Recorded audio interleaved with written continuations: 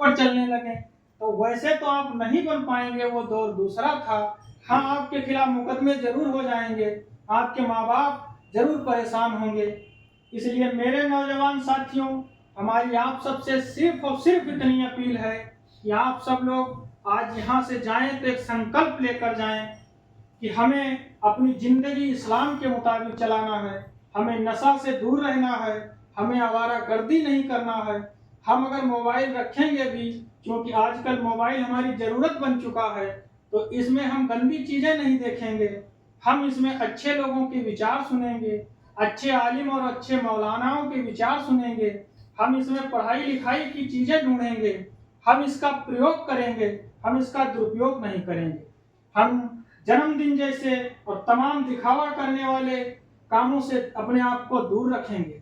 साथियों, इसी बुद्धेश्वर में मौलाना साहब के द्वारा गाजी वेलफेयर सोसाइटी से एक मदरसा संचालित है, हम उससे भी अपने आप को लाभान्वित कर सकते हैं, उससे फायदा उठा सकते हैं। अगर हम बीमार होते हैं तो बीमारी के लिए डॉक्टर मुशीर अहमद साहब ने एक क्लिनिक खोला है, हम वहां पर जाकर के अपना इलाज करा सकते हैं। अगर कोई नाहक हमें सताता है, हमारे खिलाफ कोई फर्जी मुकदमे होते हैं, पुलिस उत्पीड़न होता है, या किसी कानूनी जरूरत अगर आपको महसूस हो, तो उसके लिए हम हैं और बिरादरी के और भी तमाम अधिवक्ता हैं, आप उनसे मिल सकते हैं। आप अपना आइडियल अच्छे लोगों को बनाएं, पढ़े लिखे लोगों को बनाएं। आप देखेंगे कि आज डॉक्टर भीमराव अम्बेडकर का नाम लिया जा रहा है, आज एपीजे अब्दुल कलाम साहब का नाम लिया जाता है, भगत सिंह साहब का नाम लिया जाता है, या दुनिया के सबसे कामयाब आदमी हुजूर मोहम्मद सल्लल्लाहु अलैहि वसल्लम का नाम लिया जाता है। तो क्यों लिया जाता है? और जब तक ये दुनिया कायम रहेगी, और दुनिया के बाद भी एक दूसरी दुनिया है, क्योंकि हकीकी दुनिया तो कभी खत्म नहीं होगी, तब भी उनका नाम लिया जाएगा। तो उनका नाम क्यों लिया जाता है? उन्होंने त्याग तपस्या की, उन्होंने अच्छे काम किए। ये बुरी आदतें, बुरे काम थोड़ी देर के लिए होते हैं, अंत में सब आपको भूल जाएंगे और आपको बुरा ही कहा जाएगा। अगर आप चाहते हैं कि हम हमेशा के लिए कामयाब हों, तो हमको अगर सबसे बड़ा हमारा कोई आदर्श है तो हजरत मोहम्मद सल्लल्लाहु अलैहि वसल्लम, उनसे बड़ा हमारा कोई आदर्श नहीं। वहाँ से हमको सच बोलने की सीख मिली है। हम अपने जीवन में, हम नौजवान हैं, अभी से अपनी आदत डालें कि हम सच बोलें, हम वादा परस्ती करें, हम फरेब भी ना बने, जिससे जो बात कहें उसके पक्के बने, आपस में अच्छे लोगों से दोस्ती करें। वास्तव में हमारा दोस्त वो होता है जो हमें अच्छी रास्ता बताए, अच्छे काम के लिए हमको राजी करे। और वो दोस्त कतई नहीं हो सकता जो आपको सिगरेट पीना सिखाए, आपको रात के 2 बजे पुड़िया खिलाने के लिए दुकान पर ले जाए, आपको बियर पिलाए, आपको गलत लड़कियों के नंबर दे।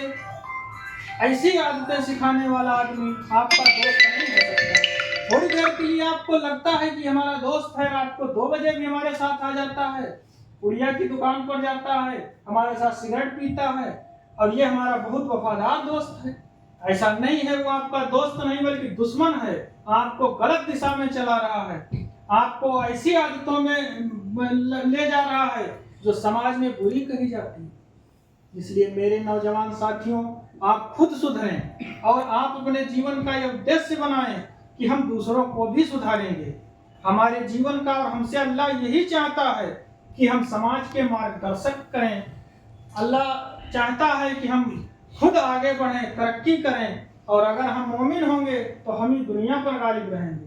आज इतना हम परेशान हैं, तो क्यों परेशान हैं? सिर्फ इसलिए कि हम इस्लाम से हट गए हैं, हम झूठ बोल रहे हैं, हम मक्कारी कर रहे हैं, बदकारी कर रहे हैं, और तमाम ऐसे काम कर रहे हैं जो हमको नहीं करना चाहिए।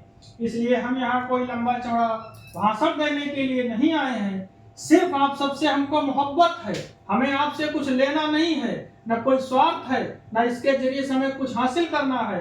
बस हमें अपनी जवाबदेही अल्लाह के सामने रखना है कि अल्लाह तूने मुझे इल्म दिया है तो मैं तेरी बात दूसरों तक पहुंचा रहा हूं।